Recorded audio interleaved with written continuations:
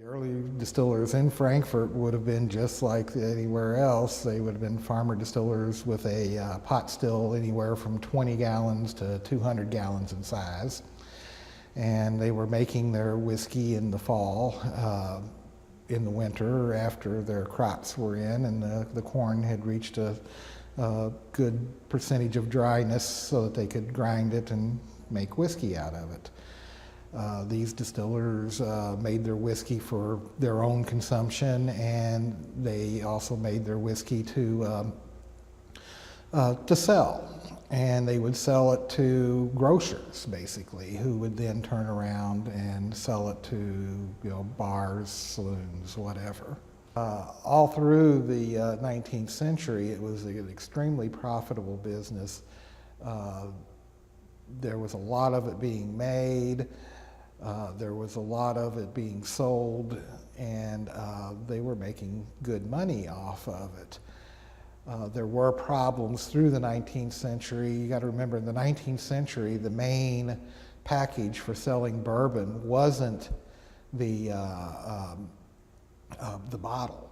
Bottling of bourbon didn't really become something that was standard until the 1890s. The main package was the barrel. And back to your question about Frankfort, this is where Colonel E.H. Taylor Jr.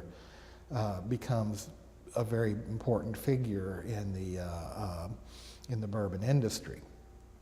He started off in the banking industry in the 1850s, but then migrated into the bourbon industry. He was the company in Gaines, Berry and Company that bought the Old Crow brand. And the first thing they did is they sent him to Europe to look at the distilling practices in Ireland and Scotland and England and France and Germany.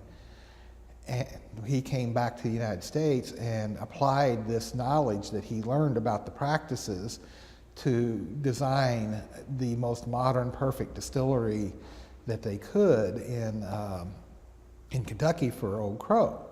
Well, then he takes that knowledge and goes independent in 1870 and creates a distillery that was the OFC distillery, Old Fashioned Copper Distillery, which later becomes Buffalo Trace of today.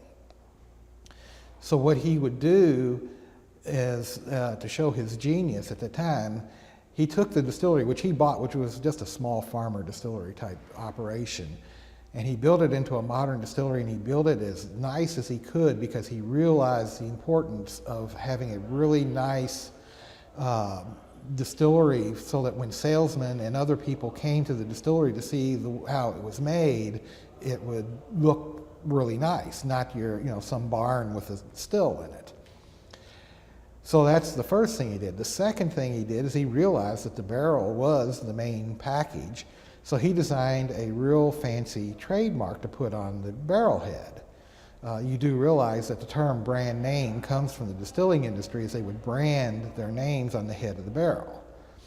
So he designed a real nice OFC E.H. Taylor Jr.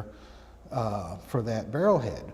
Plus he made the barrels using brass hoops instead of iron or wooden hoops like most of them were doing at that time. So when he sent a barrel out to a customer, he would take that barrel and shine up the hoops and everything and make it real fancy and nice so that when you walked into that saloon and you saw 6 or 8 barrels across the back, his would stand out, that real fancy barrel head brand name and those shiny brass hoops. And he was really realizing how important the packaging was. So when you came in with your flask or your jug and wanted to buy a pint or a quart of whiskey or whatever, you would look up there and you'd say, oh, I want that one. Kentucky is very fortunate in that they had a lot of people that knew how to make good whiskey. And it also has a very nice geographical balance. You've got the limestone water, which is iron-free, and iron is very bad for making whiskey. You take a nail and drop it into a glass of bourbon and come back 12 hours later and that bourbon is going to be black with color and it's going to taste nasty. So you, with the iron-free water in Kentucky, plus you have a very nice balance of hot summers and cold winters, which allows the whiskey to work into the barrel and out and bring out those nice barrel flavors and such. So Kentucky just had the nice proper balance and people who knew how to take advantage of all this, and they just made good whiskey and built their reputation. How is the bourbon industry doing now? It's doing quite well now. That wasn't so long ago that you couldn't say that. In the late 60s and early 70s, the bourbon industry went through a huge decline.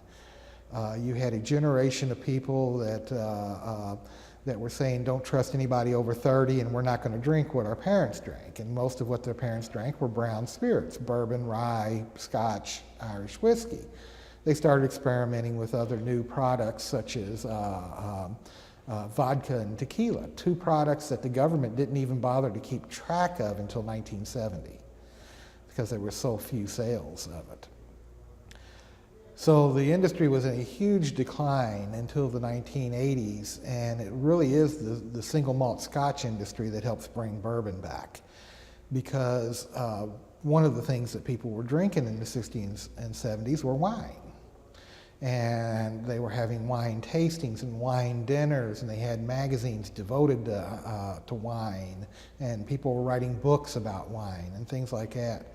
Well, the Scotch whiskey industry decided to play up on that and to show people that their single malt whiskeys, which were fairly uncommon in the United States before the 1970s, late 70s, early 80s.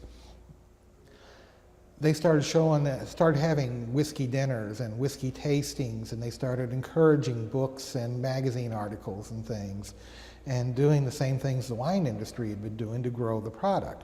Well, the bourbon industry caught on to that and started creating products such as single barrel products and small batch products and extra aged products that could be treated the same way. And as those products grew in the early 90s, they were starting to bring up the sales of the other products, as people would say, oh, this is really great, I wonder what some of their other products taste like. So they started bringing it up.